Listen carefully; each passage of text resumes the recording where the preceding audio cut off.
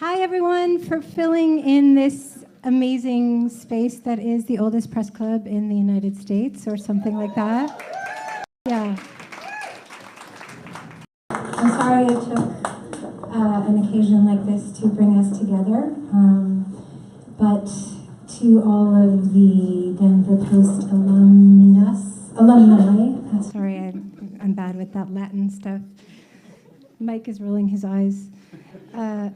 And to the newspaper owners and to the journalists and to the news junkies and the activists and to David Milstead, who's slow to sit down.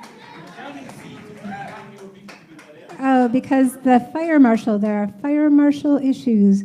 To Tom in the way back, who manages this club and doesn't want the attention and is shaking his head. Thank you so much. I'm going to make my comments brief because David Milstead. In the slim chance the building catches on fire while we're all in here, there's a stairway out the back and there's a stairway there. So we'll divide in half and we'll proceed out calmly. And I'll be going first, just to be clear on that. You don't have to be a member of the you don't have to be a member of the press or the media to join the Denver Press Club. We have brochures downstairs. That's all I'll say. Thank you for coming. Such a bargain.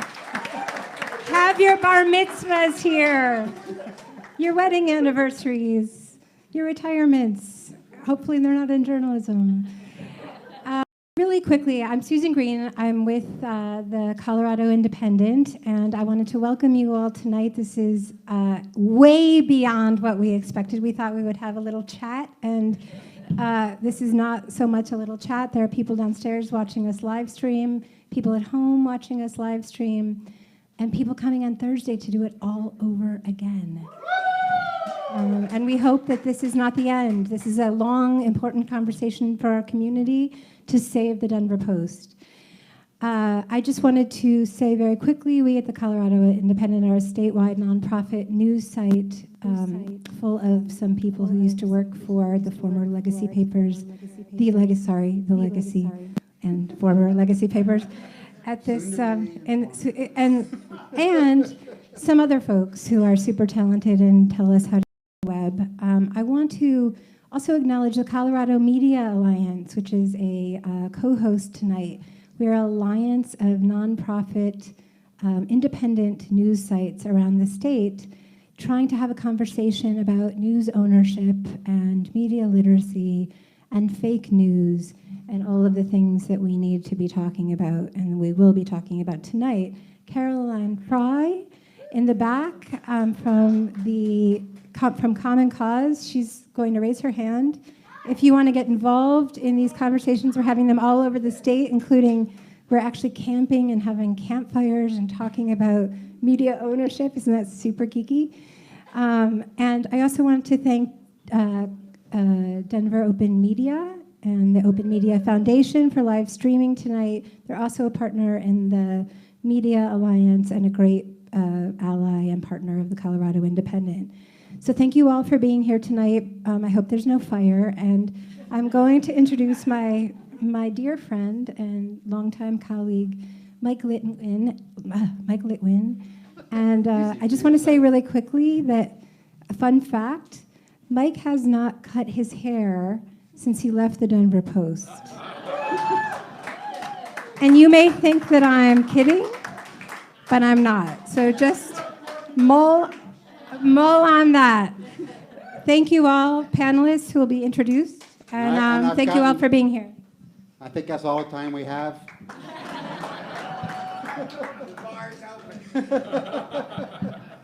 I've gotten stronger every year. I don't know if there's any connection or not, but so for those of you who know that I worked for the Rocky for many years, the idea that I'm up here to save the Denver Post seems a little absurd, but I did work at the Denver Post for a while until they got sick of me and laid me off. So the fact that I, of all people, am here trying to do what I can to save the Denver Post means just how much I care about journalism in Denver, and the fact that we're sold out, that we've got a sequel, doing an encore performance on Thursday, the fact that people are mad at me because I didn't get tickets. Like, this is the first thing I've ever organized in my life. I've never used I am organizing in a sentence before. So that it's a smash hit is great because it means a lot of you out there really care about journalism in Denver and the fact that our newspaper is under threat, and the idea that the city of Denver, now from looking at every crane outside, knowing it's the hottest city in America, could soon be without, if we don't step in, could soon be without a newspaper. The whole idea is just absurd. So I've gathered this all-star panel up here. Cal Clark, you'll notice, is not here, but he will be here at 7 o'clock. And so he likes to make an entrance. So we said that he could. He's a TV guy. The rest of us are just newspaper guys. And the idea tonight, the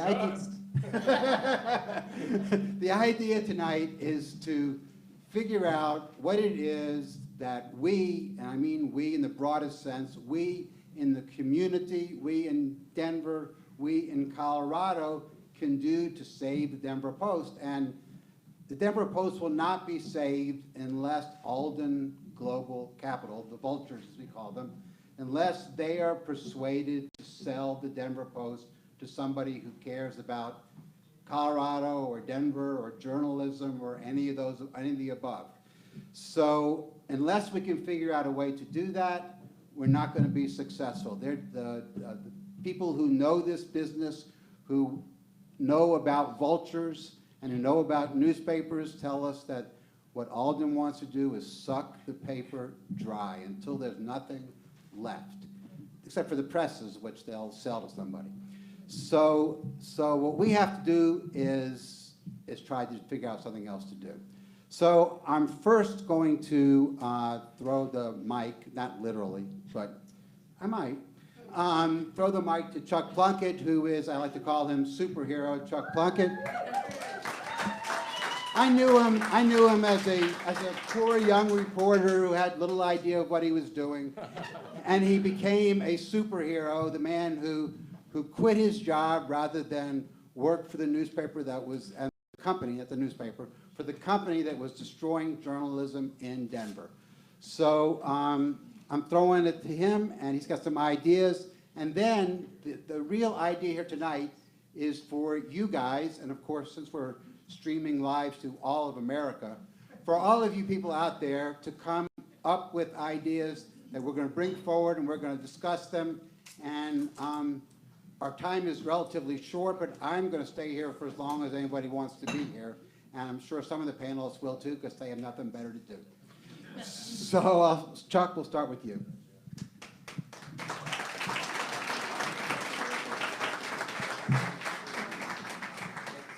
Thanks so much, everyone, for coming. It means so much. And the people at the Denver Post really appreciate this kind of thing, that you're so excited about trying to save local journalism, particularly the Denver Post, that you would come out, on a beautiful spring evening and do this means so much.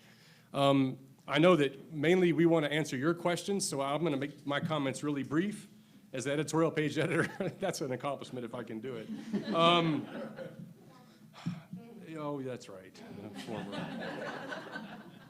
No, look, the Denver Post is in peril. It's great that we're here, and it's great that we're passionate and whatnot, but that's the thing we have to keep top of mind. This is a very serious situation that we're in. The Denver Post, facing that peril, did what newspapers are supposed to do, and it addressed the peril, and it tried to put it out there and change the conversation and get people like you thinking about things on a more accurate, level playing field. And now that you know what to do, you're trying to figure out how to solve things. I've thought about suggestions. I've contemplated 3 kind of big ideas, and I have different opinions on them. But I want to begin with, whatever we do and whatever you do, we need to remember that we need to do no harm to the journalists who are still working and to the whole brand and profession, the brand that is the Denver Post and the profession that is journalism. We don't need to act in a way that doesn't take the moral high road. We don't need to act in a way that doesn't follow good journalistic ethics. We want to protect and support the journalist, the press operators, the ad reps, the editors and management, all the people that it takes to put a newsroom together and to get a newspaper out. So one of the ideas that's floating around right now is, should you stop subscribing to the Denver Post? I get that. You want to take it to the man, you want to hurt the man where it hurts, and the man likes to make money, so you take your money away from the man, and therefore the man is hurt, and maybe that will accomplish something. I don't support a subscription boycott at all. I've been on the record 3 different times in my career as writing columns saying a subscription ban is not a good idea, or actually what I said was the best way to support a paper is to subscribe. If you want to be someone who believes in the mission of journalism, if you want to be someone that claims to have civic literacy, if you want to be a good human being and all that kind of stuff, one of the best ways you can do it is to be a news junkie, is to read widely and deeply and to demand journalistic ethics and excellence. I subscribe to 3 papers. I subscribe to the Denver Post first and foremost, and I don't ever plan to give that up unless they stop selling it. I subscribe to 2 national papers, New York Times and the Wall Street Journal. I think that's just a good model. If you read a lot of journalism, you ought to subscribe to a national paper. If you read a lot of local journalism, you ought to subscribe to at least one local outlet. I still believe that that's right. And we can talk more about that if you like. I'm trying to keep the argument short. The second thing is, well, okay, there's another way you can hurt someone. You could encourage advertisers to stop advertising in the Denver Post. An advertising boycott. That's also scary to me because it again imperils the newsroom. It again imperils the people who are selling ads, many of whom I've become close to in recent years. You know, we've consolidated Post so much that that wall that used to be between advertising and the newsroom went away a couple of years ago, and we hang out with advertising folks a lot, and they're damn good people working really hard to help you out, and you got to think about them. However, there is precedent. In the 90s, the Guild, the Denver Post Guild, was very aggressive about a couple times the reporters, the journalists wanted a pay raise. And William Dean Singleton, my former board member at the Denver Post, my former boss at one point in time, doesn't like to lose, and he didn't want to give them a raise. And so they proposed an advertising boycott. They even picketed the biggest advertisers that didn't want to play ball. And he ultimately gave in, and they got their raises. My thought was, if you do it in a targeted, careful kind of way, you could say, look, you're not abandoning the community. You're not abandoning the Denver Post. You have a certain amount of money that you want to contribute in your advertising budget. Put it in escrow, save it up, and when new management comes and the new Denver Post is reborn with a big, impressive newsroom, you spend lavishly in ads that are congratulatory and what have you to keep the mission going. We can talk more about that, and one of my guests tonight is from the Guild, Tony Mulligan, an attorney with the Guild, and he has some finer things to think about if you go that route. One thought that I have is, could you not just have that ban in Denver, but across all of Alden's holdings, or across many of Alden's holdings, so that they really get the message nice and clear that let's stop messing with these journalists and just let somebody else take a crack at them for a while. And my third idea, yeah, absolutely. My third idea is, and I got this, a week ago or so, for the first time in my life, I participated in a protest. I stood outside the Denver Post printing plant, which is now our newsroom, and I protested. I said something like, the equivalent of, we're mad as hell and we're not going to take it anymore. And, it felt good. It was fun. And so let's broaden that out. Let's get the community.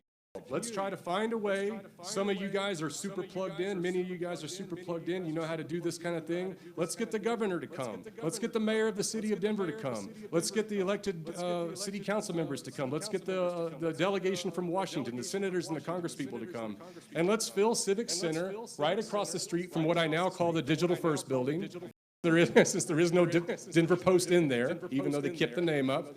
And let's raise hell and create a big news cycle and get not just tens and tens of people, but hundreds of people to protest. All right, that's great. So you see, Chuck, when he doesn't have a job, thinking all the time anyway, so he's got no outlet, so here he is tonight telling you everything he's thought since he's been laid off, or fired, or quit, or whatever it is. You quit, right? I quit. Okay, Krieger over here. Dave Krieger. Dave Krieger, on the other hand, from the Boulder Daily Camera, also works with Denver Post, also really a Rocky Mountain news person. He quit because they wouldn't let him write a column in part about Chuck Plunkett. Oh, you got fired. He got fired. He got Kyle Clark. Kyle Clark, ladies and gentlemen. How you doing, Chuck? Anyway, so Dave, what do you think about what Chuck had to say? Yeah, I'm going to take the opposite view, which is those of us in the newspaper business are very fond of expressing moral indignation. We're used to it. And we think it works because sometimes it does. You know, when you basically as an editorial page editor, which is a role that I shared with Chuck for the last few years at a different paper, that's sort of what you do. You try to mobilize the community to object to something, to criticize something, to improve something, to change something by expressing a moral indignation, by making an argument. That works when the institutions you're dealing with, which in our case is mostly public institutions, government, has to be responsive to the public. There is a public constituency there, and therefore if you influence the opinion of the public constituency, you can influence what the leaders end up doing. That's not the case here. We have a phenomenon here that is unlike anything I have dealt with in my newspaper career. I've worked for a lot of different newspaper chains. Most of them were publicly traded companies. They had public constituencies. You could embarrass even Gannett, which you know is hard to believe sometimes, but we did it. You can accomplish that if you really work hard at it. Scripps Howard, there were a whole bunch of them. Knight Ridder, these were all publicly traded companies. They had stockholders to answer to. They had a certain public constituency to answer to, and they had employees that were actually their employees. That's not the model of private equity. And I think when you look at how private equity has responded to the protests that Chuck just described, there's a group outside their building in New York last week. They don't respond at all. They don't even send out a PR person. They said, take your petitions and shove them. We're not even going to accept them. There is no public constituency for private equity. Their only constituency is their investors, which, as I understand it, with Alden Global Capital, is a very small number, a dozen or two, of high net worth individuals and funds that give their money to Alden Global Capital to invest. And so the question is, how do you shame a business that has no shame? How do you lobby a business that cares only about cash? That is its only priority. And so I would say we have been talking for 6 months at least in Boulder about trying to get somebody to buy the Boulder Daily Camera from Alden. And all indications are that that's simply not going to happen.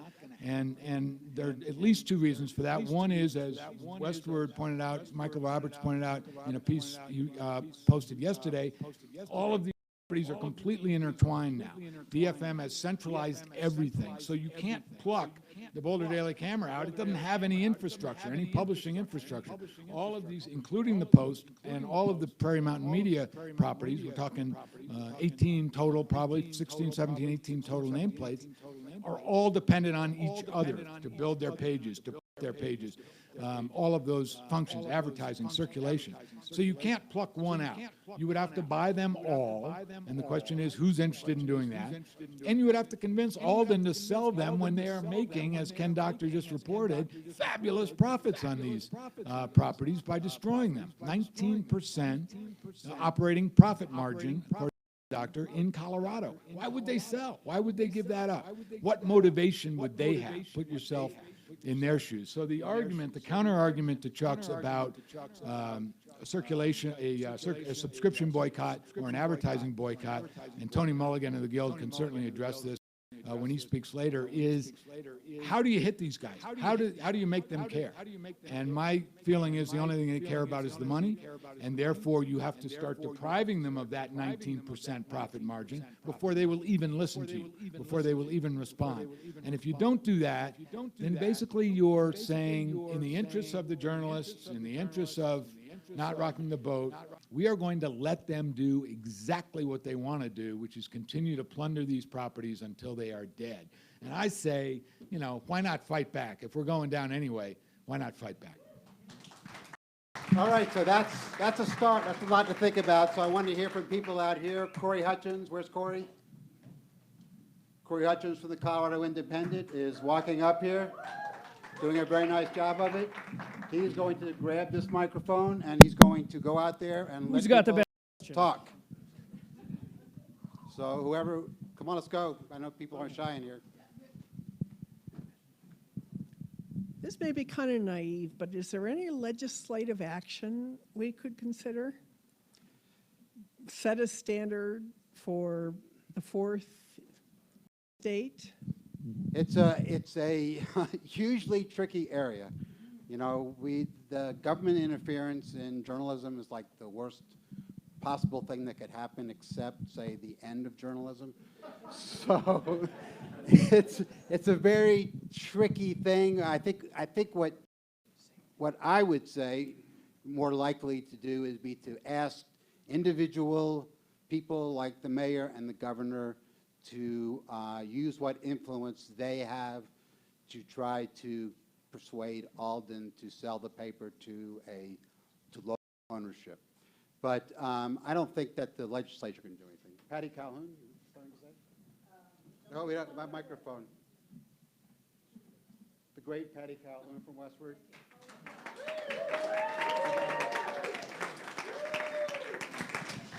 First of all, Mike, to say to have a sellout when you have a free event is not that exciting.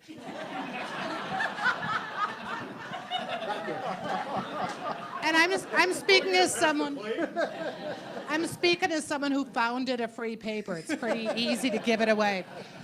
You know, it's not to think our legislature would actually do something that would be great, but that's, first of all, unlikely. But Mike's right. You do not want government involved in the media, except unless you have to go to the courts to make sure there's no prior restraint. You have to be independent. So you can have the individuals support you. They can say you're great when you're not writing mean things about them, but you can't have the government running the newspaper. Okay. Mike, my name is Brian Hayashi. For a few years, I was out in the Las Vegas desert helping a former compatriot of yours with his review journal problem. So we spent a few years working on it, and I think we talked with you a few times during that time. But Yeah. You know, one of the things that came about when Chuck wrote his piece in the paper was that the people in Philadelphia, Jerry Lenfest's old guys, what they've done there with the Philly.com and with the two newspapers there, how they kind of took their JOA and turned it into a nonprofit.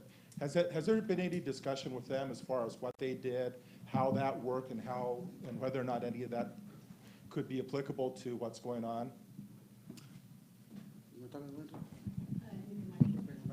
This is Linda Shapley, and this is Danika Worthington. Danika is a writer for the Denver Post, and Linda is a former managing editor of the Denver Post, and the person there I always went to if I ever needed to understand anything. So I called her the source. Sure. Again, my name is Linda Shapley. I left the Denver Post in December in the previous kind of purge of staff for budgetary reasons. And, you know, I know there's been some discussion, and I know I've heard it a lot, and I want to say that there might be folks who have met with the Lenfest people.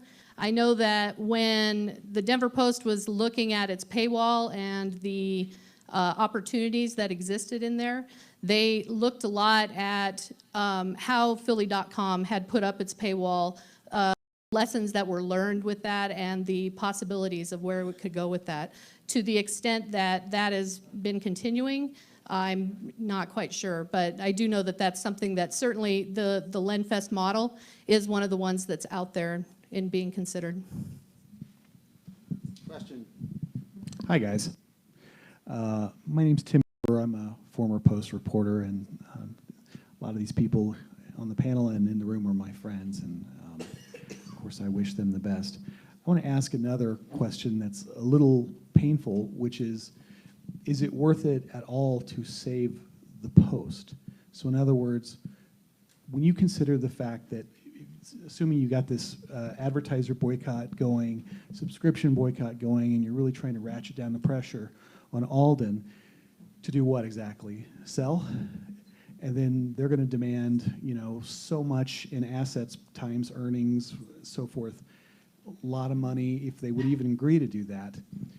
Would it be, just for sake of argument here, would it be cheaper, better to just go another way and see if you can get advertisers to dump them, readers to dump them, and just try to launch another platform? I mean, might it actually be cheaper, even if it's all online, than trying to buy this newspaper with its pension obligations, all these other things? Just food for thought. Danika from the Denver Post. Let's let her answer the question. Oh, oops. Don't hurt yourself, though. Oh, yeah, stand up. Sorry. Hi, Danika. I think it is worth it. I mean, obviously I work there, so yeah, I think it's worth it. I think that having a daily newspaper is incredibly important if we want to have informed citizenry. There's different type of stories you can tell with newspapers that you can't tell with like a TV platform per se, and I think there's this. I don't know. And I think you're underestimating the cost of doing a startup, because if you think about it, so if you just do digital, we have still so many people who aren't digital that still read the physical paper all the time. And I can see it because I see the numbers online, and there's a story that no one looks at online, but I get so much feedback because they all read it in the paper. They're like, oh my gosh, and they're talking to me about it. So I think that there's an entirely different audience. If you just go online, you remove them entirely from the conversation, and so they don't know what's going on in the world. And I think just having something that's there, you need that regular, you need the news. So I think that's why you need it. And then just going digital, I think you're also underestimating. So it's hard to do a startup. Like there are Denverites, which is like, you know, that's a startup, and they're doing it, and they're trying to figure it out right now, but it's not particularly easy. And I think that online digital advertising is not very. You could try to do a subscription model, but I think assuming that you could have a national, or not national, a statewide publication all online using a subscription model solely instead of, I just don't think you would get that type of a following. Does that make sense? But also, like, these are people's jobs. Like, there's John Wenzel, who has like 2 little kids. Someone just had a baby. Someone's trying to put a kid through college. And so it's like, if you just cut us, aha!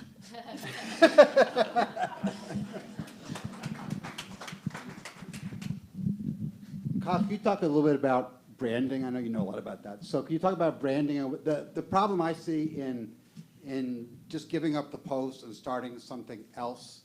I mean, I know that I wrote a column for the Rocky Mountain News and Denver Post for 17 years, and I had a certain amount of readership. And now that I work for the Colorado Independent, my readership is far less because far fewer people know about the brand. So it's all about the brand and whether people want to know about that brand, recognize it, and you know, having one that has been in the community for 100 and some years is a very valuable thing. It's a very valuable resource to give up. Now, if they want to call it the Rocky Mountain News, that's okay with me.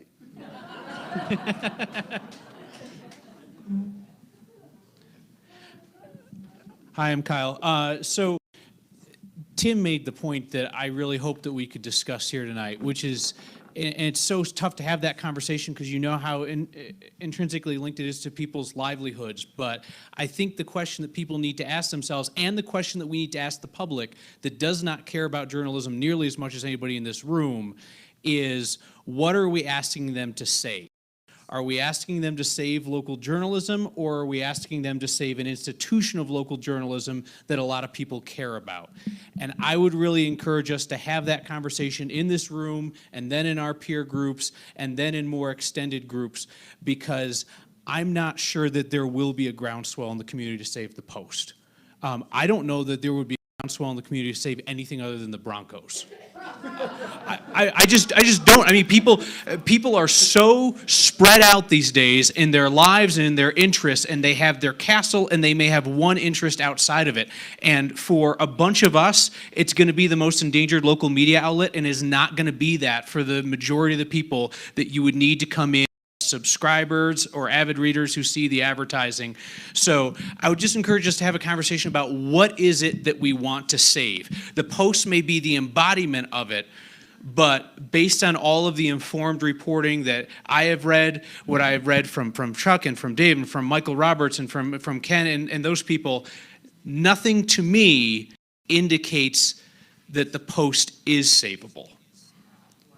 So at that point, could we save what matters to us most about the Post and start to separate out some of those values? And just lastly, before I turn the microphone off down the table, I would just say, because I know there are journalists in this room, and I'm sure that so many of you already have ascribed to it, in terms of everybody wants to do something now. You want to feel like you can do something now.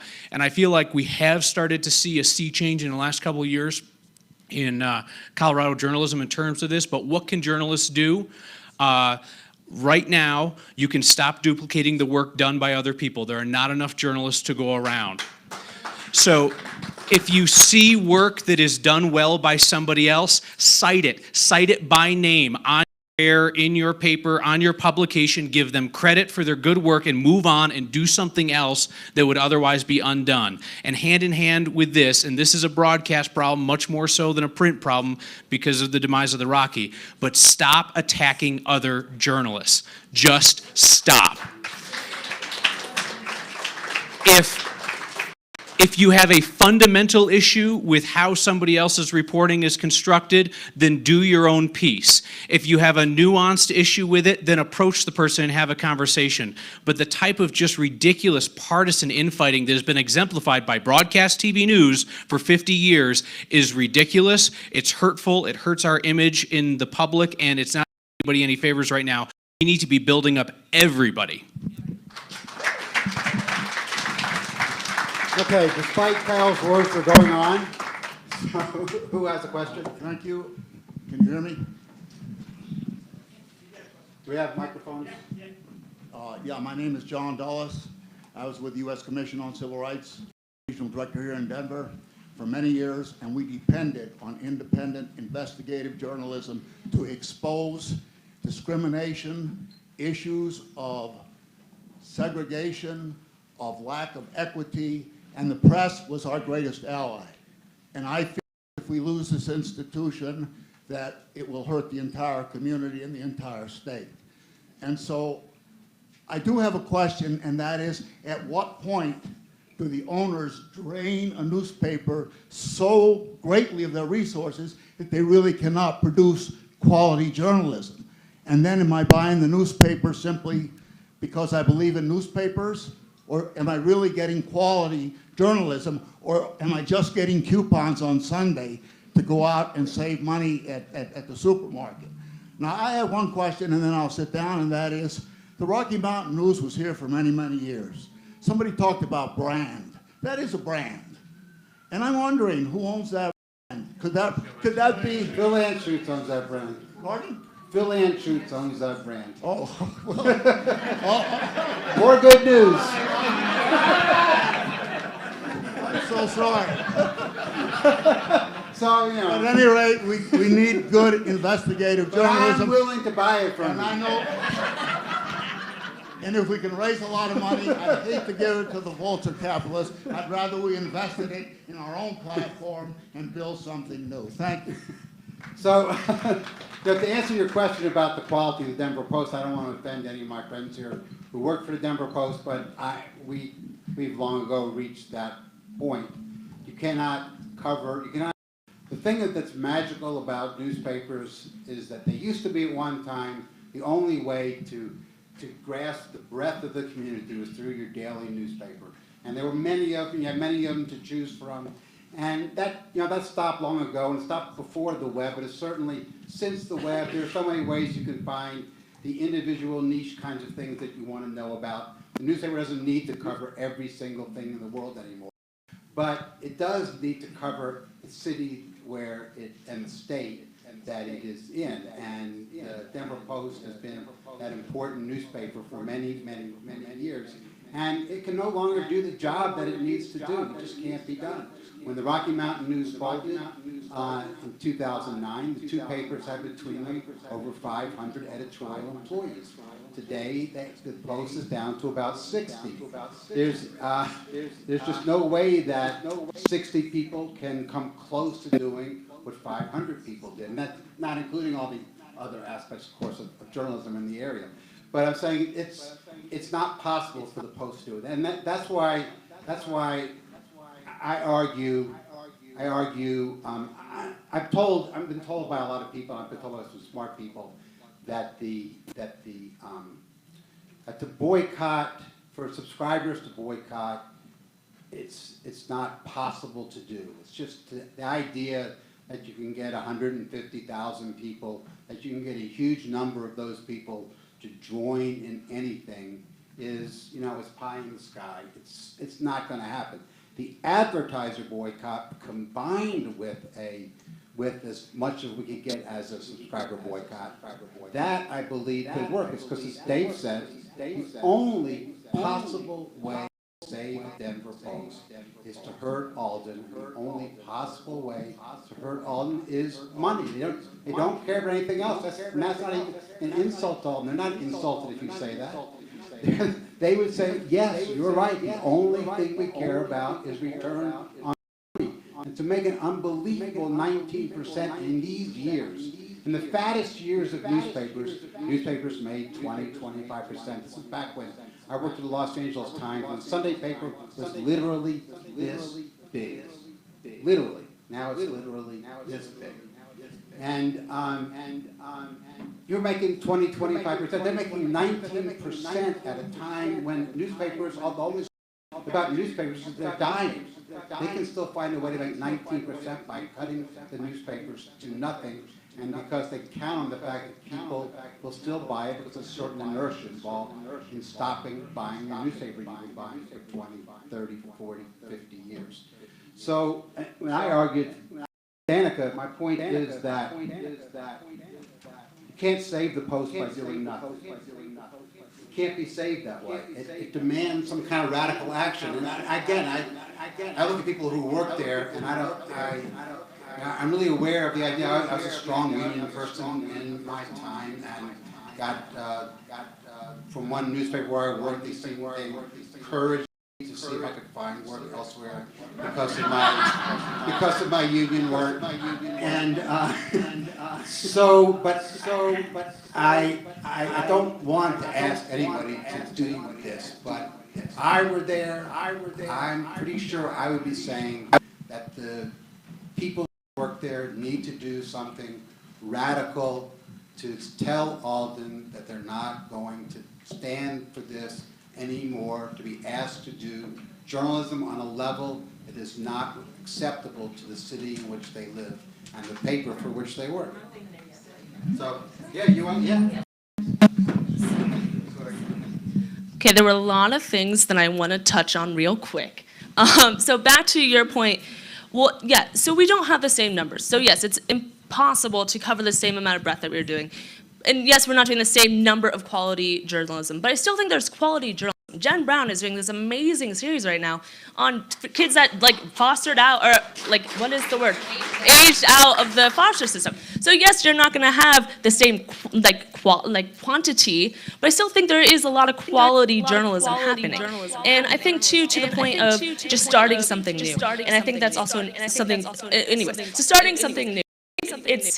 You can't just build something up and assume that every single subscriber is just going to, all right, hopping on over here. And every advertiser is like, all right, I'm joining over here. I think that's kind of, maybe we in this room would all be like, yeah, let's do it. But I think so many people would just be like, all right, well, I'm done with it. Peace, bye. So I don't think that you would get that groundswell of support under a new publication versus having something existing. And to the point of a subscription boycott or a advertising boycott, how I've grown to know Alden Global, I don't think they would sell. I think they would kill us. I think they'd just be like, all right, you're not doing it. We're done with you. Bye. They're not going to bother. That's how I view it, is they wouldn't bother selling. But say they did. Say they sold it to someone else. I think you would have diminished the product to a point where it would die on its own at that point. Because I think you wouldn't have subscribers. I don't think that they would come back at the rate that they wouldn't all come back. I think once you get paying for something, you're not necessarily going to hop on and pay for it again. So I think subscribers wouldn't come back the same way, and I don't think advertisers will come back the same way. So I think that you risk killing it to a point where it can't kill itself. Like, look at the Salt Lake Tribune right now. So they were DFM property, they got sold, bought, but now they're doing layoffs because they haven't been able to get their subscription base to a point where they could say stuff. They also have a rival newspaper there, so there's a little bit different economic forces. But still, I think that if you were to do that, I think you might risk killing us to a point where we couldn't even crawl back. Well, the thing I say about Alden is that Alden will sell the newspaper if it can make more money by selling it than keeping it. So they don't hate the Denver Post. They don't think about the Denver Post. Think about the money that Digital First Media sends them, some of which comes from the Denver Post. Nobody at Alden is reading the Denver Post. Ready? So Except in certain cases. should I jump in? So I'd like to be. I'm Lynn Schofield Clark. I'm chair of the Media, Film, and Journalism Studies Department at the University of Denver, and I teach people who would like to become journalists. And so, yes. In fact, I went to a wonderful undergraduate thesis today, which was on the topic of fake news, which was really terrific. But I wanted to bring to you a story because I think that we are in a teachable moment. That's what we would say, in the university. And I think we kind of need to put this into a broader framework. So what I would like to say is what happened when Chuck put his editorial page together and that whole package together at the beginning of April. We had students in our news classes saying, well, of course he gets to do that because that's what the First Amendment protects, right? Well, actually, no.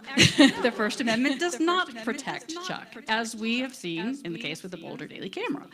So that raises the question then, well, what does our law protect? And I think to go to Patty's point, yes, there are laws that protect us from certain aspects of what might be considered malfeasance or things that we don't want as a society. But I think what this has opened for our students anyway is an opportunity for us to think more broadly about the role of news in our society and how is it that we want to maybe hit them where it hurts, as Mike is saying. So I'm wondering if anybody would consider how we might want to bring a lawsuit against all the media on labor law as opposed to taking it on First Amendment law. And I'm wondering about that as a possibility because I do think there are some precedents for that. And I think that we could embrace our role as becoming a symbol nationally for the importance of local news. I think that what Kyle is saying is very important about us thinking about how we can work together and support one another. But I think that maybe our subscriber base is beyond Denver. Maybe it's actually national or even international. And I think we've seen that from the response to Chuck and to his work that he has done. So I want to encourage us to embrace our role as a symbol in Denver for something that really matters. And I hope that we'll do it on behalf of people like my students who really do want to believe that citizenship and news matter.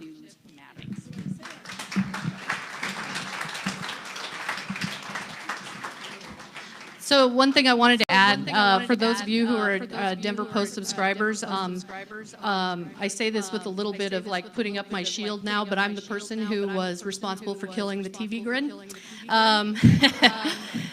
And one of the reasons that I did that was because I was on a mission to save the people in the building. That I bullied the people who handle our about here's how we need to do these things, here are the things that we're getting rid of because they don't involve the people in the building. And so that's the other part of what do we decide to save and what do we decide is important for what the Denver Post provides, what can we get elsewhere, what is available for, that's best for our community. So, just in terms of as that conversation continues, those are also the other things that we need to be talking talking about, I can't count the thousands that we spent on comics, you know, and that those are the kinds of things that you can get in a lot of different places. And so that's why I was like, you know what, I'm getting rid of Fred Bassett. And so, you know, it's that kind of thing where, you know, it's like when I was the person who was in charge of budgets, and so therefore I was kind of like helping make those decisions happen. And so that's a really important part of what makes the Post, what makes local journalism the thing that really matters. And for me, it was the people in the newsroom. So. How many calls did you get on Fred Bassett? You know, not as many on Fred Bassett, but hundreds on the TV grid. So I'd like to be respectful because they're real people in the room with real jobs. But folks, I'm sorry. I'm a lifelong native of Colorado in the suburbs, a former elected official, former CEO of the chamber. I know the community well.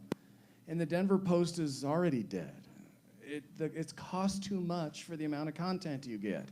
You don't have to believe me. Look at your subscription rates. It's just, it's dead. I mean, Chuck, God bless you. I mean that. You were probably the icing on the cake when you said and did what you did, and the Boulder camera.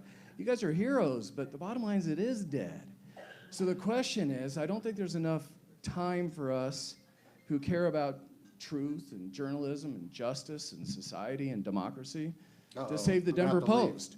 I don't think there's enough time. I do think there's enough time for us to consider rallying about killing it quickly to have something else rise from the ashes, whatever that is. And I'd like your reactions to that. Can I just, real quick? So, the reason that the quality of the Denver Post isn't like it should be is not the Denver Post's fault. It's Alden Global Capital's fault. That's the reality. That's why the editorial page did what we did.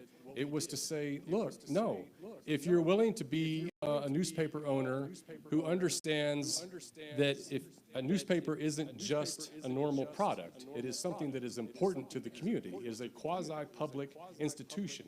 It is something that, because of the breadth of its coverage, because it shows up and it covers all the things that are difficult to cover, and because it does the investigative journalism that needs to be done, and because it does the fun things too, and the in-depth things, and the feature stories and what have you, that when it speaks, it has an authority.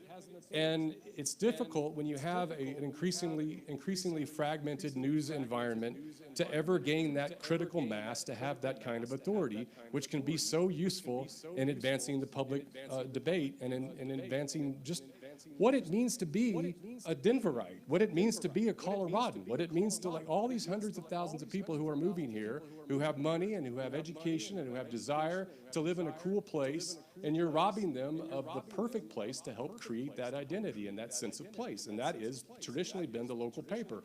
If our owners were like John Weiss and willing to take 5% profit margins instead of 20% profit margins, you could have 120, 130, 150 people back in the newsroom, which was where we were when we won the Pulitzer Prize for covering the Aurora Theater shooting. When I go home to Little Rock, Arkansas, the Arkansas Democrat-Gazette, that's a state with much smaller population, a city with much smaller population than Denver and Colorado, and they have a much bigger newsroom than we have. They have a better print product than we have. There are examples like that in Minneapolis and St. Paul. The paper that the DFM owns has, what, 70, 60-some people, and across the river, they've got 230-something, 250-something people. It still is sustainable to have a big newsroom. It still is sustainable to do good quality journalism at that level. And if you try to start saying, oh, it's already dead, you're missing that particular piece of information, which is a critical piece of information to have in mind. I'm a wannabe libertarian.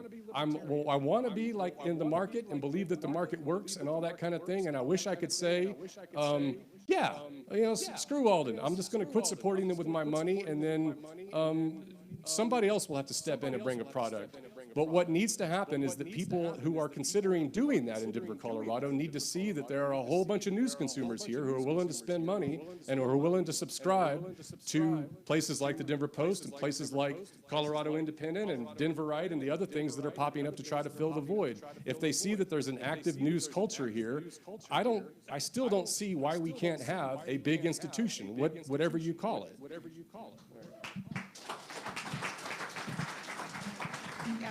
I wanted to answer one of your questions earlier, which is, yes, it would be much cheaper to start a new daily than by the Denver Post, given how Alden is behaving. But that doesn't mean you can keep the daily running. It's really hard. And the fact that the Post has as much money, that they're making as much money as they are, cut it down to 5% profit, and you could have a profitable daily. But we've got to be prepared to just say the daily might not be the Denver Post. It might be something that has to rise up quickly if Alden won't behave. I know, John.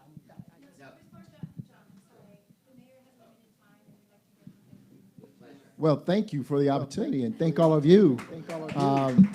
Good evening, everyone. Good evening, everyone. I really want to yield to the courage, particularly of Chuck Plunkett, and to those who are standing up for the standards of good journalism, good, strong, independent journalism in our city. And I just want to make a couple points. I stepped in. I know you all are a little surprised to see me walk through the door. But I support good, strong, independent journalism, and I support the Denver Post. And I've done everything I could in the last couple of weeks to help grow your circulation.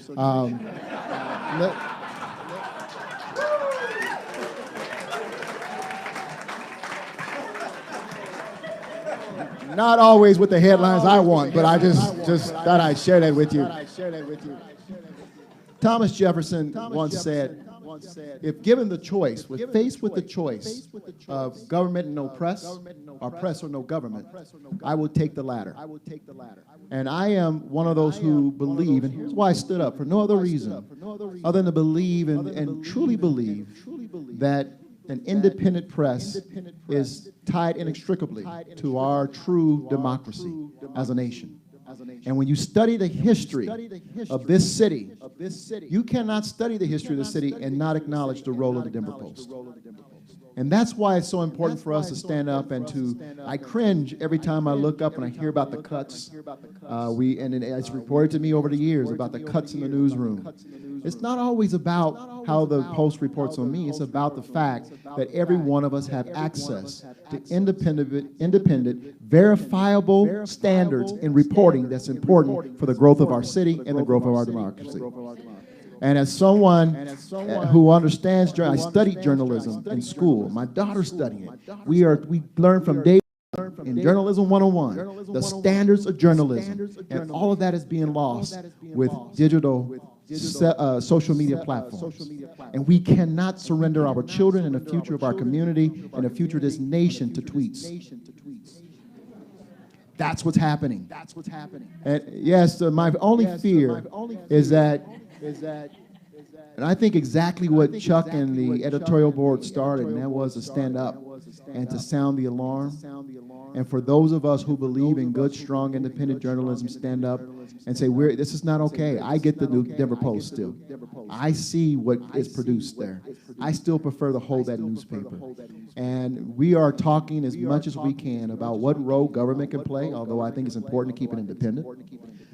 What role can we do in helping to attract corporate buyers and encourage people to look at the Denver Post as a potential investment? Because I believe that with a good independent paper, the community will support it. So Mr. Mayor. So that's why I'm here to say, I'm here to lend my voice to this effort. I know I can't stay long, but I'm here to lend my voice. I knew you would. I knew you would. Okay. So, we can all hate Twitter. I hate Twitter, even though I'm on it like 16 hours a day.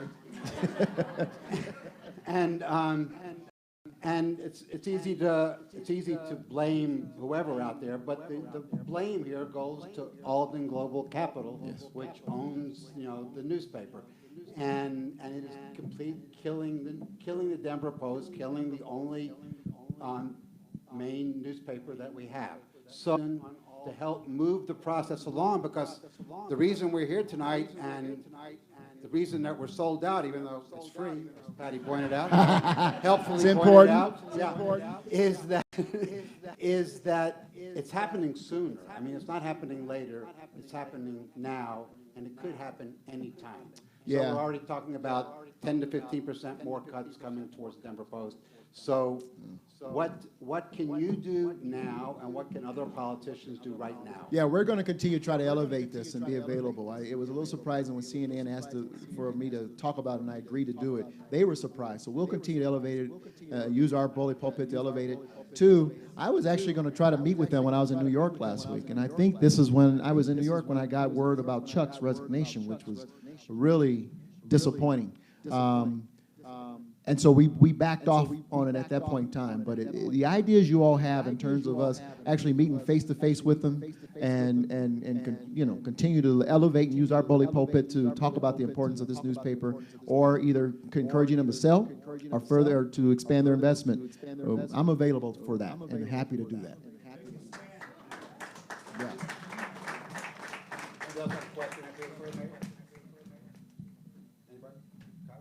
How the Bronx? One bad news topic at a time. Okay, if I could play devil's advocate. All right, so there's wide-ranging agreement, sorry, I'll stand. There's wide-ranging agreement in this room from people of different political persuasions. I assume that what's happening to the Post is a travesty, and that the owner, Alden Global Capital, is to blame for that. We're about to have a Sinclair TV station here in town, in Channel 2. Thank goodness for our friends at Fox 31 that they are going to be sold to a different owner, Fox, who does not push Fox News-style politics on local stations. But if the city of Denver were to get involved to push Alden out, or the state is to get involved, would you also get involved to push out a Sinclair just because they too are ruining local journalism? Or would we draw the line, and how would that work? I'll be honest with you, and that's one reason why you haven't seen us or heard us really step up. We asked the question internally, what is the role of the city? And because we believe in a true independent press, we got to be really careful how we respond. But to talk about the accountability and responsibility of that independent press in our city and the importance of having that press in our city is a role that we can play. So it's not about, Kyle, pushing out anybody. It's about standing up and putting a stake in the ground and saying, this is important for the health of our city. How can we help expand? And if you're not going to expand, you'll keep cutting and hurt, move along and let's get somebody else who will come in and expand and strengthen the press room. Have you heard from any rich people who are interested? It's too bad. Right here. Oh, I'm sorry. We had something. I'm sorry.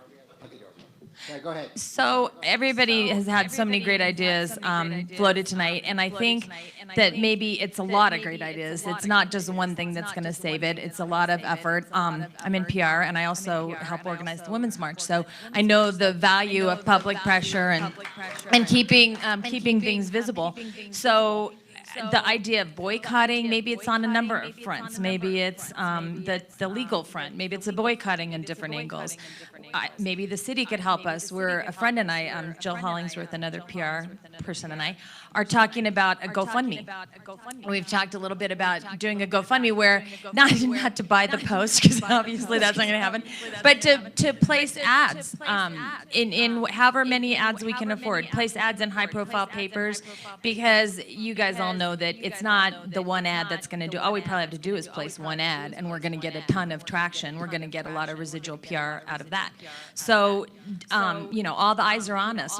Marty Barron at the Damon Runyon dinner said that all eyes are on us right now. So it's our opportunity, to, even if it's, I do believe in the power of symbolism and of supporting something that is meaningful to us. Even if the outcome, isn't perfect, I think we got to do something. So we are looking at starting the GoFundMe. So keep your eyes open and maybe throw in some money for an ad. Maybe the city can help us. Corey?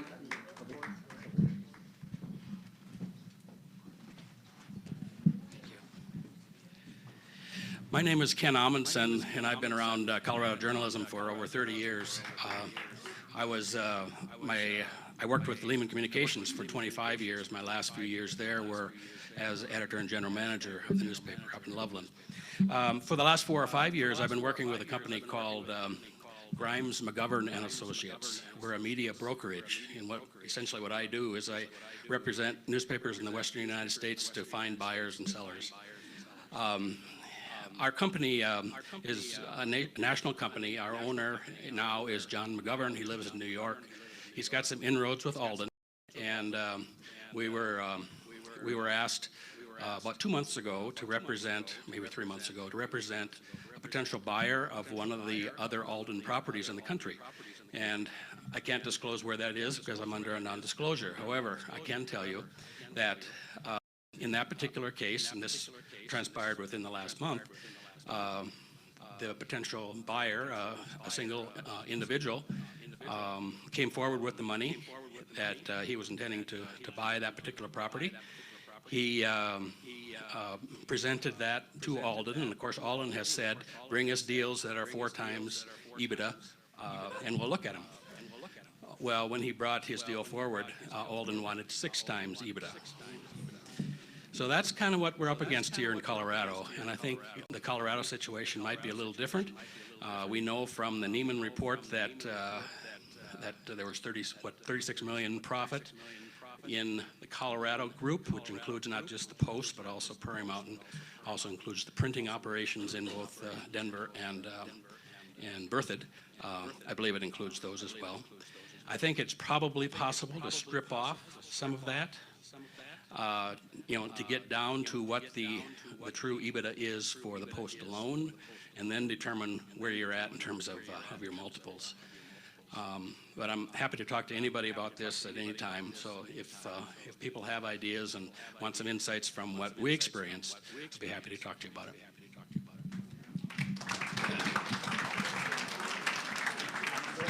Oh, Mayor Hancock? This is an easy one. Have you or anyone on your team actually talked to anyone at Alden Global, not Digital First, but the people in New York? No, like I said, we're getting ready to do reaction before we reach out to them. The answer to your question is no, we had not. And we were going to reach out to them when I was leaving for New York, and the Chuck Plunkett issue, our resignation occurred, which was very disappointing. And so we decided to back off and try to reassess the situation before we made the contact with them. No indication whatsoever. So will you try to talk to them? Is that part of it? Okay. We've had a lot of conversation about journalism here today and the importance of it, and we probably all agree on that. The subject, however, is business. It's not journalism. The subject is distressed asset investing, which is what Alden Global Capital and a whole bunch of other private equity firms do. This is a major trend in American business today. It's not just journalism. There's, as you know, all kinds of businesses that have been taken over by private equity. There is a flood of wealthy individuals and investment fund capital looking for places to work. This is what hedge funds do.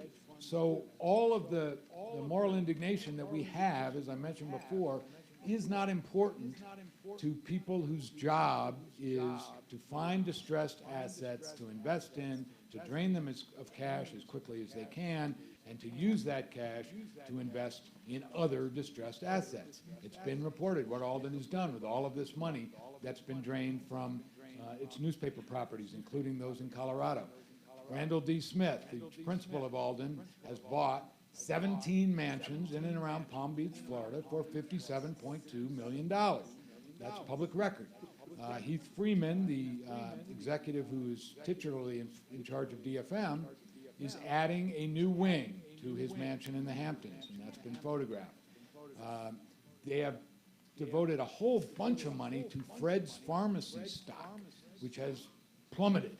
And that's all newspaper money that's just gone because they took a chance, didn't work out. They have invested a whole bunch of money in Greek debt, which is, pretty much like going to Vegas and playing craps. So that's what we're up against. Alden has not talked to anybody. I would be impressed as hell if they decided to take a meeting with Mayor Hancock, but they don't have any particular reason to do that. They don't answer to Denver voters. They don't much care what we think. So to understand the business aspect of it, this is our economic system. This is all perfectly legal. We have to find a way to get leverage there. And again, this goes back to what we were discussing earlier. The language that they speak is cash. That's the only language that they speak. So, is Tony Mulligan out there? Tony, you out there? Tony? Hi, I'm Tony Mulligan with the Denver Newspaper Guild, and I'm not an attorney. I'm a unit thug.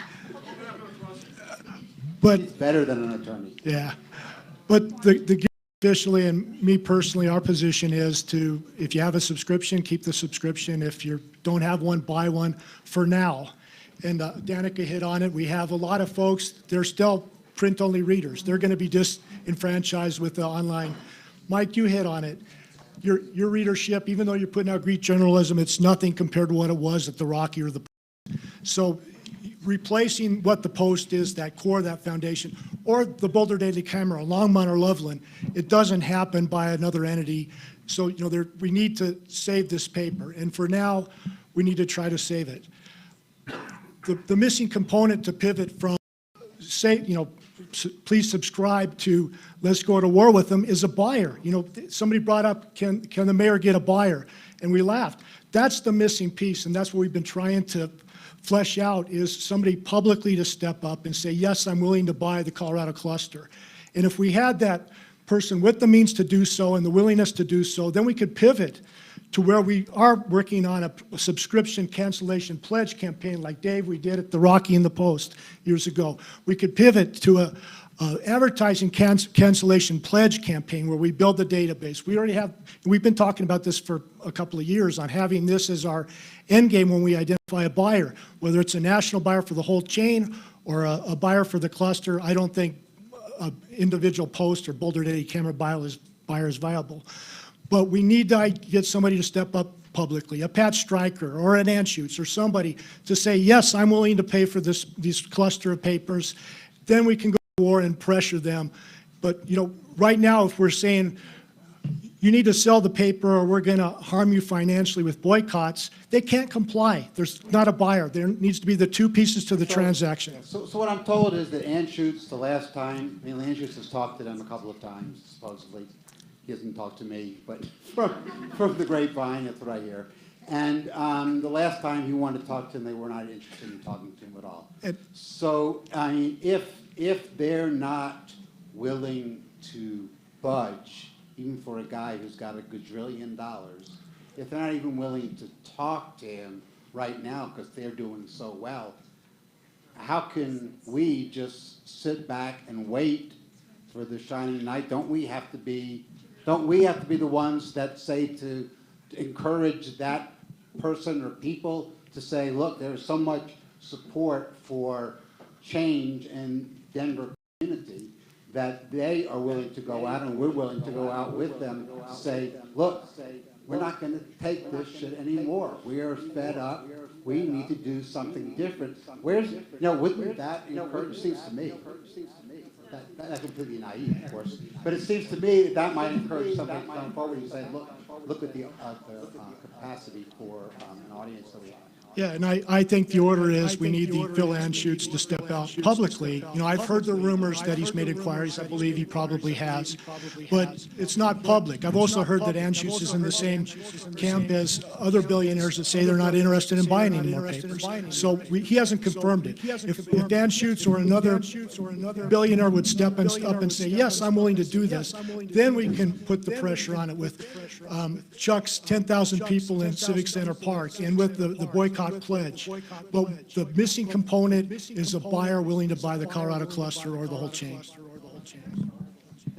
There you go. I'm sorry. Hi, I'm Tustin Amel. I'm a former Rocky Mountain News scribe. I made the shift from hat to black. I'm listening to this conversation. I've been giving it a lot of thought, and nothing would make me happier than to see a robust Denver Post come back to life. A nice thick newspaper that you could spread out on the living room floor and go through all the sections. I don't think it's going to happen. I'm sorry to say that. I think the villain of the moment is Alden, but the real thing in front of us is change. I think that we are going to see an evolution of journalism that may leave newspapers behind. And we need to start thinking about what that looks like. because you have two choices with change. You can grab it by the throat and make it work for you, or you can stand there when it rolls over you and takes you down. And so I posted earlier this week that I'm throwing my support behind the Colorado Independent and Denverite. Independent journalism, yes.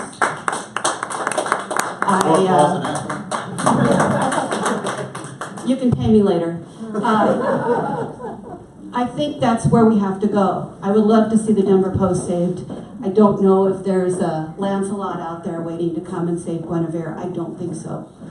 So I think what we need to do is put our many heads together and talk about what the future of journalism looks like and how you make that work.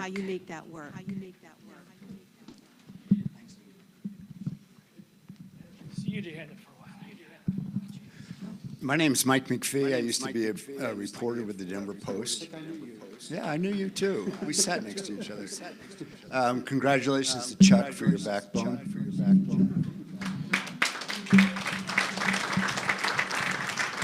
And to Dave Krieger also. I want to make just a couple of points, and then I'm going to. Papers are not going out.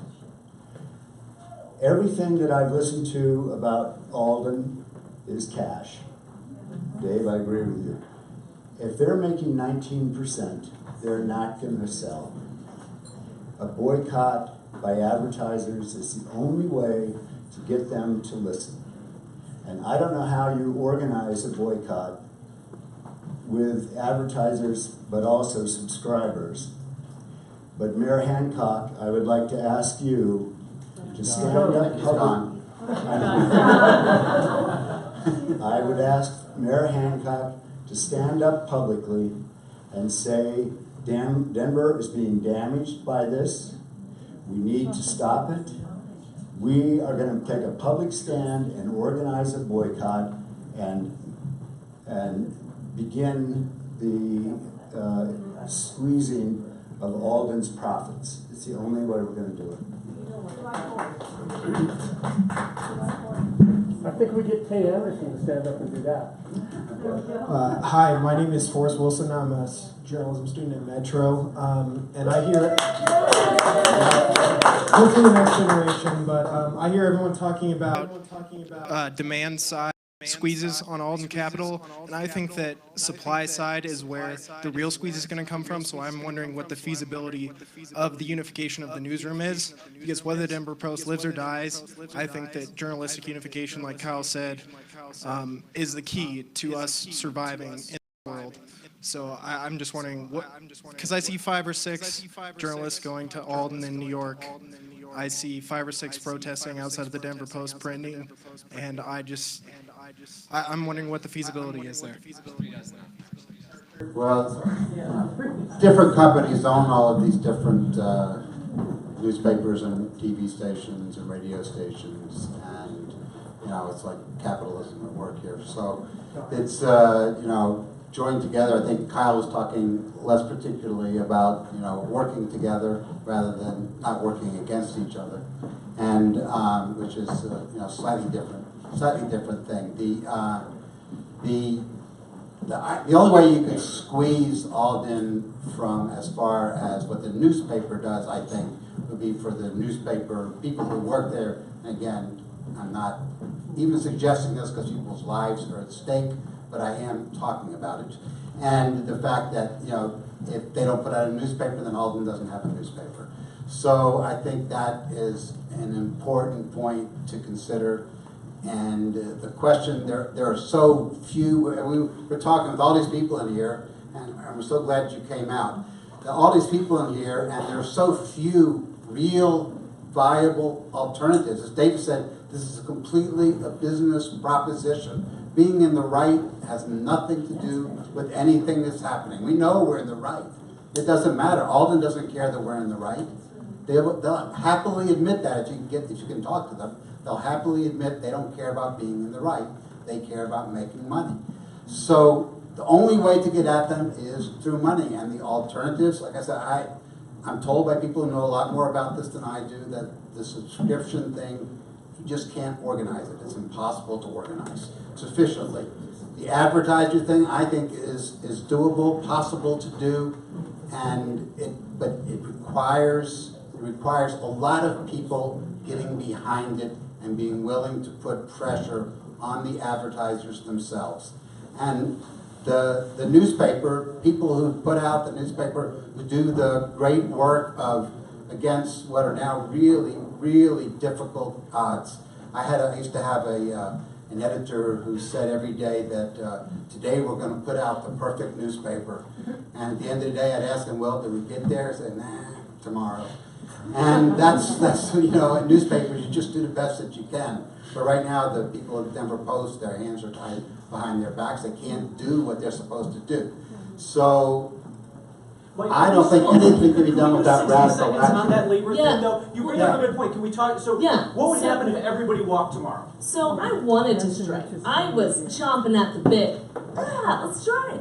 Because we have a union. And so that's why you saw the Denver Post people saying, fuck you, Alden Global, because we have a union protecting us. So when we had our 36 people outside the newsroom, it was everyone who's union protected who could do that. So there were managers who didn't go out or who went out to observe, but weren't there protesting because they could rightfully, well not rightfully, they could be fired.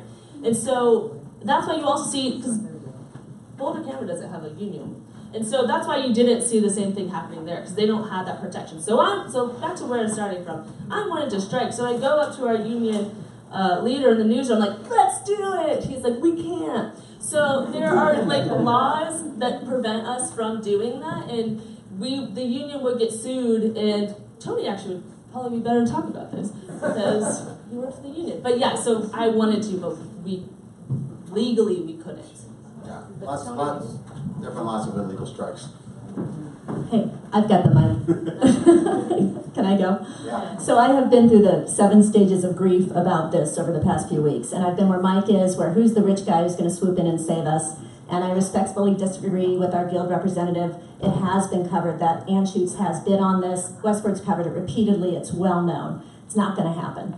I agree with you. It'd be nice if the mayor took a stand and stood up and did this. We just heard the mayor say he backed off from calling Alden because Chuck Plunkett resigned. To me, that is when you fucking call Alden. Sorry. So it strikes me that we can't count on rich people. We can't count on politicians. So who else in this community has influence? And I go to, there are a number of influentials in this community who are probably also rich, but who have influence beyond me as a news junkie, beyond those of us in this room. And I go to the place in the Post that continues to do well, which is sports.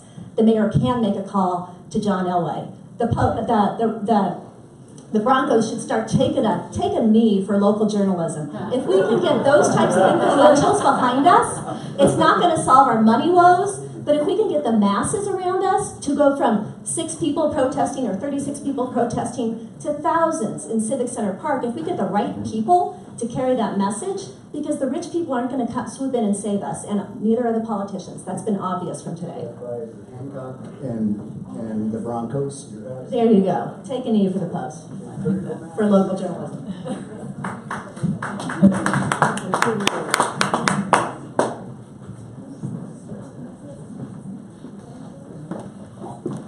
We've got somebody here who wants to buy the Post. Well, I'm John Weiss, and I own 7 papers in Colorado Springs. We made a bid for the Pueblo Chieftain. We raised $10 million, a little over $10 million, to buy it. They do our printing. We pay them $1 million a year to print our papers. So buying them made sense. And it was not only to buy the paper, but to turn it around. The Chieftain is in about the same space the Post in. They've had a family ownership, but the person who owned it checked out about 20 years ago. So it was in very bad shape, but we could turn it around.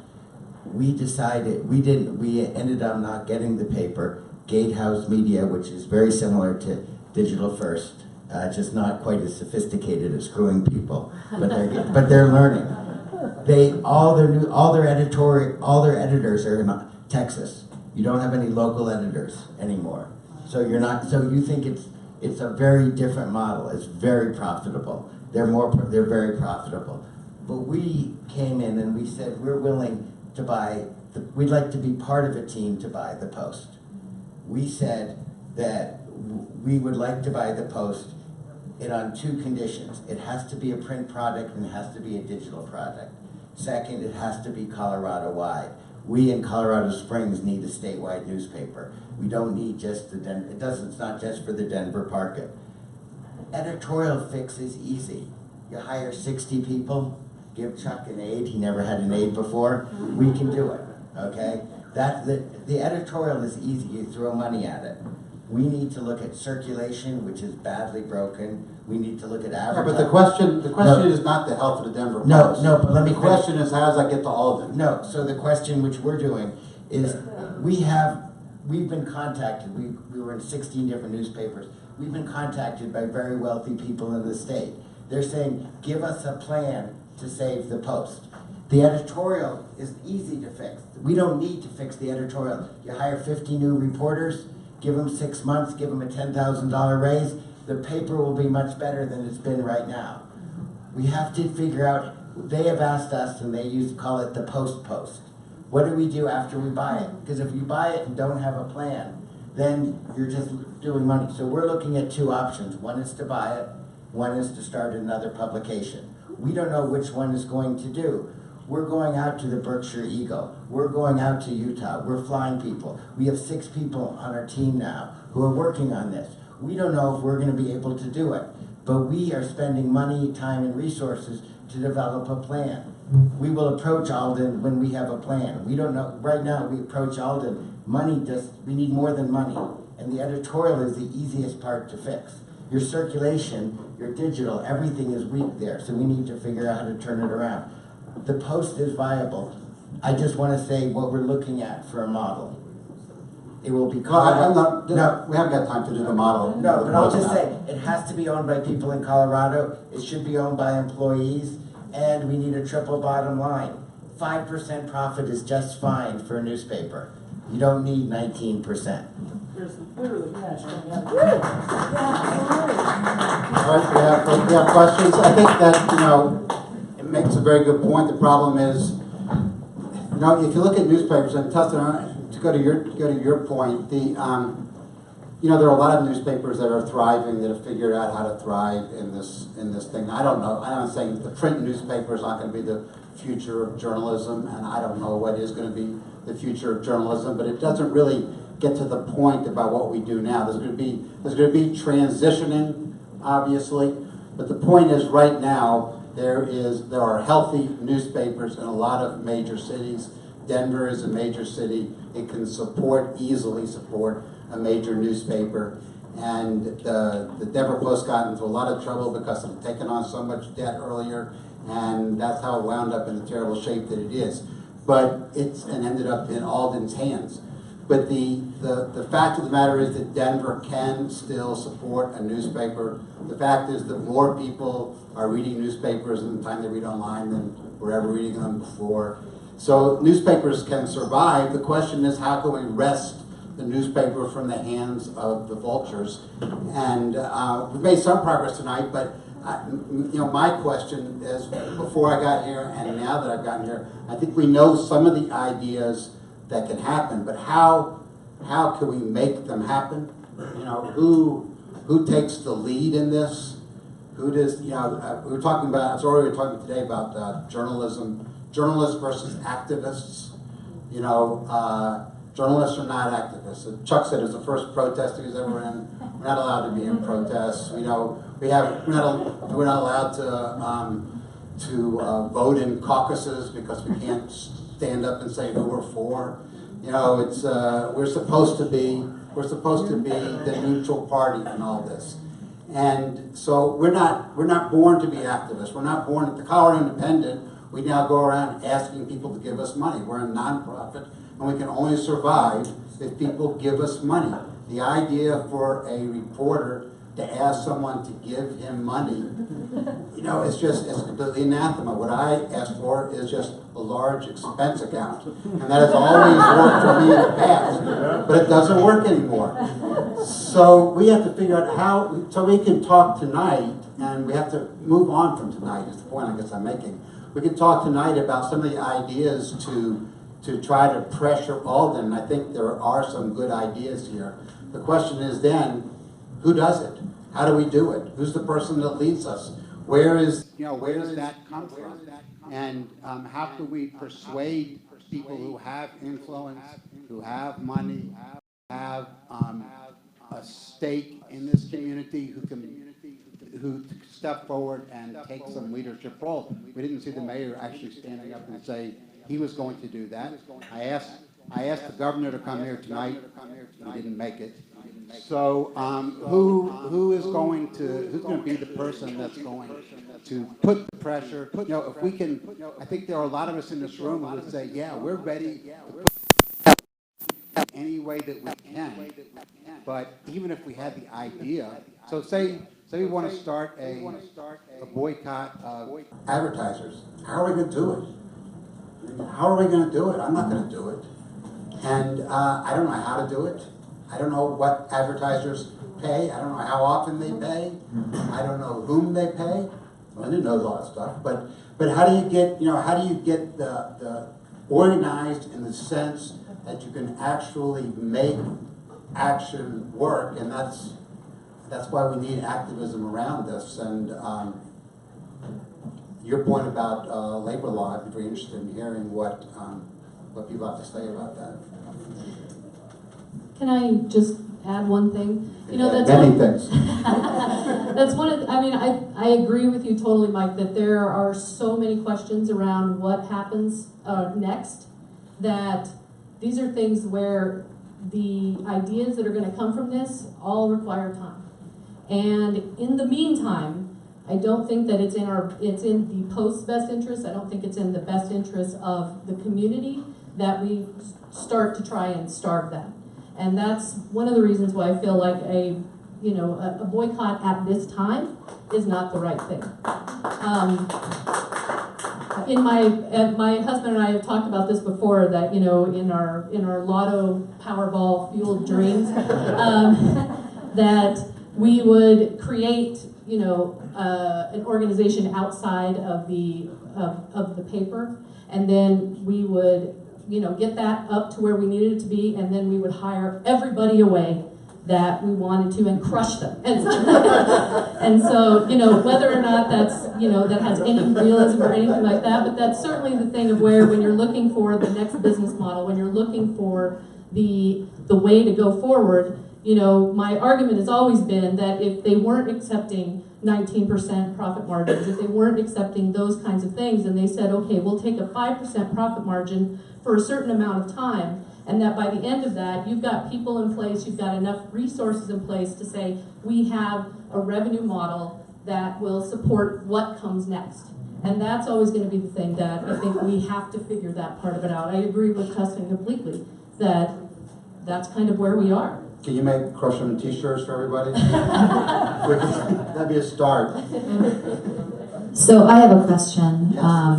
So in Denver and surrounding metro counties, we have a small, I wrote my question down because I didn't want to mess it up. So in Denver and surrounding metro counties, we have a small sales tax that goes to art and culture.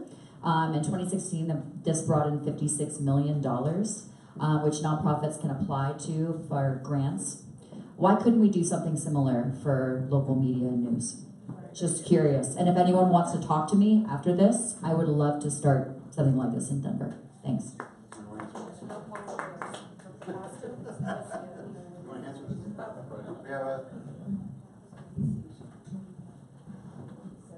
Sadly, I think the public likes polar bears, the little bear mascot for the SFD, and they like us. Yeah. I think it would be hard. It's an interesting concept, but I think it would be hard. Then you have still a governmental entity, which is doling out the money, and you don't have the separation of church and state. Yeah. Hi. I was just going to suggest, and this gets back to the point of who are the leaders, and if the leaders, who are the leaders, and if the leaders are not journalists, then which activists are they? And it seems to me like you kind of need to identify those people, because you've got a couple of decision points, and your decision point is, are you going to try to stand something up parallel to the Post, at which point I think it makes sense to support the Post, keep those journalists in the community, keep people in daily journalism until that stand-up alternative is there, or force the sale, at which point you have to think, just based on the cash theory, they're going to be willing to sell something that makes 12% faster than they would something that makes 19, which says starve them now. So it seems like identify the leaders, identify the strategy, but until you do those things, then we're just kind of in this holding pattern, and it goes round and round. That's a perfect point. So, I mean, that's one of the decisions, and who makes that decision, right? So the decision has to be community-based. I mean, it's got to be, I mean, you can't just take a vote, obviously. You can't take a vote of this room, obviously. You need to be able to find out what attracts support. So, you know, Susan Green runs the nonprofit Colorado Independent, and she could tell you how hard it is each day for a very small staff that we wish were much larger to survive each day, to put out our online, no printing presses, no paper, no circulation costs, to put out that product and to keep it thriving, how difficult that it is. So, you know, when we talk about forming new models, all of those things that be in play, forming new models won't happen overnight. New models will happen, although I really haven't seen any new models so far that are working. And I'm sure that some will come along, but they're not yet. And so we need to figure out a way, as Kyle just said, you need to figure out a way to figure out what is the right way to go. Yeah, let me just talk about what Tustin raised, because this is an important distinction. There are a lot of people who believe that creative destruction in capitalism applies here, and that, like a lot of other industries, we've been disrupted by the internet, and new models will inevitably be created. That's what happens. The difference in journalism, of course, is that the customers have never paid for the product. Advertisers have paid for the product. So the advertising model has been disrupted. Everybody knows that all the ad dollars are going to Google and Facebook online now. The journalism model has not been disrupted. And so the new experiments that we have, the Colorado Independent, Denverite, Chalkbeat, all of these, they do not do the fundamental comprehensive coverage that newspapers did, because they don't have that scale. They don't cover city council every week. They don't cover the courts. They don't cover cops. That's the basic DNA of newspapers. The reason that they can't scale like that is because digital revenues are not adequate today to underwrite that kind of comprehensive news operation. They may be at some time in the future, but the bizarre reality is that for the Denver Post and the Boulder Daily Camera and all the other newspapers in this region, print advertising remains the major source of revenue. Even as revenues decline, even as circulation declines, print advertising is our big source of revenue. So to think that a digital silo, vertical silo at this point can take over for newspapers is simply ignoring the reality on the ground that it does not generate enough revenue on the digital side yet to create the kind of comprehensive journalism that we expect from newspapers. So given that reality, at the moment, we do need to try to save newspapers around the country until and unless we get to the point where digital revenues can support that kind of newsroom. And as has been mentioned, it is happening around the country. John Henry bought the Boston Globe. Boston Globe's doing well. Glenn Taylor bought the Minneapolis Star-Tribune, doing well. Salt Lake is not doing well. So we need to study what is it that they're doing in Minneapolis that they're not doing in Salt Lake. What is the model that works right now to keep those newspapers alive? Because the digital revenue is just not adequate yet to transfer to that model. Okay, so I'm told that we're running out of time, but people who have questions in the room, I still want them to ask all questions, and I'm certainly willing to stay here as long as we need to. So please go ahead. So my name is Karen Press. I'm a retired corporate and communications lawyer, and my feeling is that it's a little bit naive for us to try to make Alden the bad guy here, because Alden is a private equity firm. That is what it is. That is what it does. It's doing exactly what it's supposed to do. It's not realistic for us to try to shame them or try to change them or try to get them to sell it to us for cheap or anything. It's just not going to happen. That is not their business model. What we need to do is, and I think this community underestimates the desire for the Denver and Colorado community to have a fourth estate. I think the people in our community believe that there needs to be a fourth estate. No offense to Mayor Hancock, but I don't want to just blindly believe everything he says. I want someone to be doing investigative journalism. And I think our community wants that. So when you look at what we're going to do, I think all these people have good ideas. And what we need to do is take all the ideas, and we can't just sit around talking. A group of people who have the energy and the background and the skills need to form a committee that's going to figure out what the next step of our community is, and enlist the woman who started the People's March, and enlist Ann Shoots to maybe donate or sell for cheap the brand. We have a brand, right? We have the Rocky Mountain News. And maybe we start, or at least partner with the Colorado Independent while we're getting ready to be able to have a print newspaper, because I agree, I don't think right now just online is gonna do it. But what we don't want to be is like the music industry that tried to pretend that people were gonna still keep buying albums and just keep hiring album producers, and that's not a long-term solution. Things change, we need to change with it, but we need to figure out a realistic model for our community and move forward, is what I think. Thanks so much. So, do we have any more questions? We have questions right here. Corey. I have a quick comment and then a question. My name's Cynthia Bowling. I'm a Denver Post alumnus and a Media News Group alumnus. My last job at Media News Group was working for John Payton and Jeff Barstow. I was their assistant. I'm probably one of only maybe a handful, if there's any other people who have ever been in the room with Alden Global. I do know a few things about them. I guess my opinion is you're not going to pressure them into doing anything. Your only shot in applying pressure is to find out who their investors are, and they may be people you can shame. And the last thing they want to do is be in the newspaper and be on the press. When I was at Media News Group, they would not allow us to put their pictures on the board of directors page. They don't want their pictures anywhere. So hiding in the dark is what they do best. So if you can get to their investors, maybe that's it. Otherwise, I think we need to seriously consider how much time and money and energy of people who are already under a lot of stress we're going to waste by going after them directly. And look at, can we pressure them that way? But look at what we can build as an alternative over time. I'm a marketing person. I know the importance of a brand. I love the Denver Post. I don't think the people at the Post realize how damaged that brand is in the community.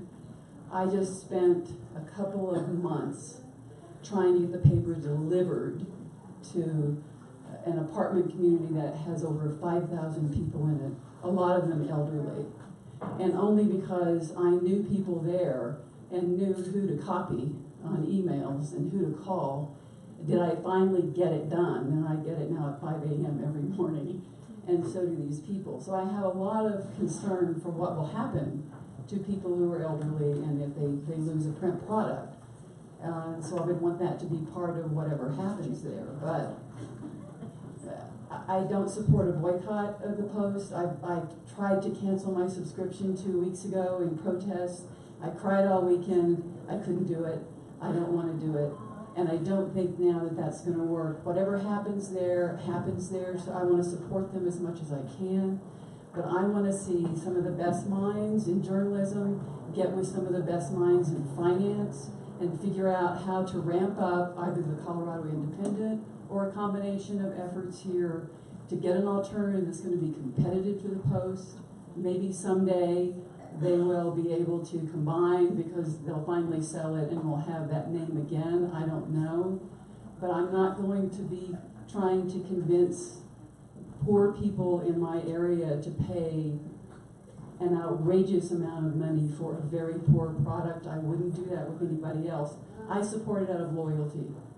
And I love the people who work there, but we have to serve him better. We have to find another way. My name's Jean Lotus, and I'm a digital journalist with a company called Patch. But I did want to talk about classified ads. That's the one leg of the three-legged stool that nobody seems to remember, that classified ads, which were a way for individual people to buy advertisement in newspapers. The classifieds are actually the biggest form of we're the biggest moneymaker in the three-legged stool of display ads, classifieds, and subscriptions. And I still think that even though, you know, classified ads are basically gone because of Craigslist, etc., I still think that if individual people were given a way to somehow buy advertisements at a smaller rate, or somehow participate at a smaller rate, which you would pay for classified, then, I mean, classified ads in a way were a way for people to communicate with each other, to talk to each other, and especially like a company like Westword, where people would have whole conversations in the classifieds or whatever. So anyway, it's if the digital if the digital thing has to be cracked, I think there has to be a place for individual people, not just businesses to buy, you know, a $2,000 ad, but individual people to somehow pay a small amount to communicate with each other.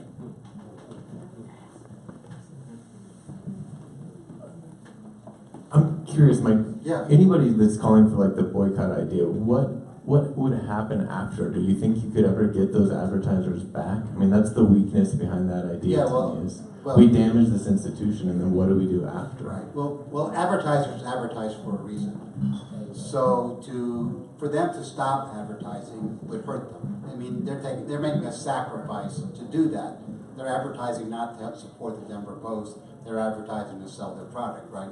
So the thing is, if you're going to ask for an advertiser boycott, you're going to them with the idea in mind that we are in this together to try to force Alden to sell the newspaper to somebody who cares about local journalism here, and that this will help you, this will help your product, because you'll have a better place to advertise, because this place is going to disappear if we don't do something. So if you want to still have a place that you can sell your goods through a newspaper in Denver and in Colorado, we need you to come onto our side and support this, because you're the guys, as Dave said, they're still the most important part of the money-making operation. Although the papers that have done really well recently are the ones that can do this nationally, and like the New York Times, and have this huge now national and international circulation that they don't have to put on trucks, they just can put it online, and that's made them a lot of money they didn't have before. But for us, that's the way it has to work. And so I think the advertisers, conceivably, I say I have no idea, I've never talked to an advertiser. I don't know what their thinking is, but conceivably you could sell to them the idea that this is in their interest to be a part of this boycott. I don't pretend to know if that could possibly work. Hi, I'm Valerie Mass. I was on the Denver Post night news desk for 23 years. Hi, Val. And survive to tell the tale.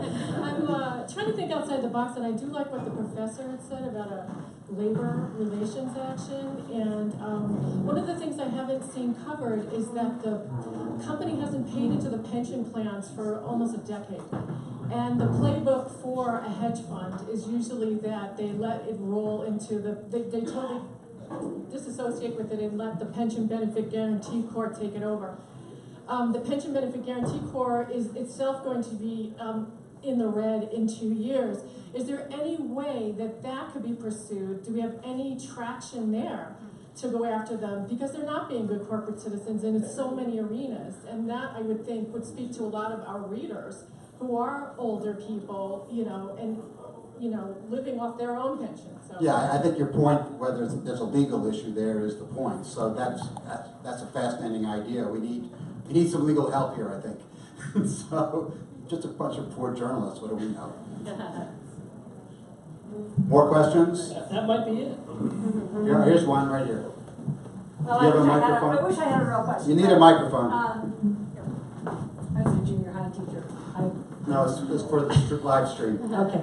I was really here to represent the League of Women Voters and talk about how important having an independent press is to our democracy, and having informed voters and people who know what's going on.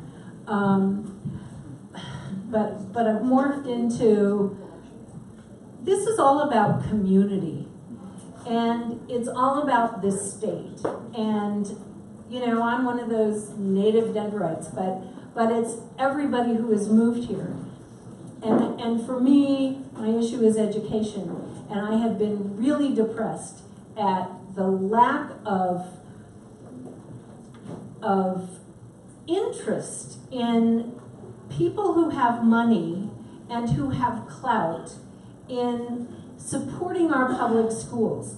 And so it's about being informed and being educated and putting pressure somehow, I wish I knew some rich people, to make this state a really wonderful place, not just to look at and hike in and enjoy the sunshine, but to feel a sense of community and feel a part. And so it's about getting those people who have money and influence. It's about asking questions of every person running for office. You know, we don't want you running the press, but what are you going to do to make that a viable option so that, you know, you might be called to task. But the world will run better. So I wish I had a real answer, but it's letters to the editor, it's asking questions of politicians running for office, it's writing letters to your legislator, your school board member, it's all about all of that. And encouraging the people around you to do that. You'll do it, but will the people around you do it? Any more? I think that's it. So, yeah, Chuck can say something. He needs a microphone. I thought I was going to say you could go, but it's been a long day and it's been a long night, and we've heard a lot of ideas. I just hope that when you guys walk out of here, you don't feel discouraged. These kinds of conversations, confronting these kind of realities, this is discouraging. When you're a reporter, when you're an investigative reporter, and you're going, house by house by house, finding someone to talk to you, or you're going through document by document by document, looking for what you're looking for, it's easy to get discouraged. It's easy to lose sight of the prize. The reality in Denver, Colorado is there are a lot of smart people with money to spend. The reality in Denver, Colorado is it's a hot place to come. The reality in Denver, Colorado right now is that it's a place looking for a better sense of what it is as a community, what it wants to be as a community. We have to support local journalism in such a way that there's a critical mass that it informs that desire to live here. It informs what's trying to go on here. And that is worth saving, and it is worth remembering. Yeah, it's really complicated. Yeah, there's a lot of dead-end turns that we have to go down. I used to try to keep myself up to speed, encourage myself, say the truth's at the end of is at the end of a dirt road. You have to keep trying and trying and trying. So please don't get discouraged. Go home, think about this kind of stuff. What are the ideas that best seem to fit? And then encourage people, like Mike says, to create this leadership team that has the ability and the charisma and the clout to step forward and say, here are some ideas that we can pursue. Because as long as we just keep saying, well, that's not going to work, or that's not going to work, or that's not going to work, it's the same thing I was facing when we wrote that editorial. If we don't do something now, we're going to be writing our own obituary in a couple of years.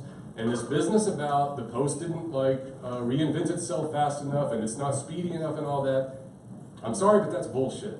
There are a lot of people in that newsroom that know what they're doing. and they're talented people, and they like figure stuff out. That's what they do for a living. And if they just had better resources, if they had like more support, they could create the newsroom of the 21st century. Don't lose sight of that. There is a long-term market strategy in local news, and the community and the country and democracy depends on that. And that might sound like a bunch of high ideals, but it's worth the fight. And so please don't get discouraged, and please don't let these kinds of things get you down. And like I like to say at those protests that I'm showing up at now, don't let the vultures get you down. So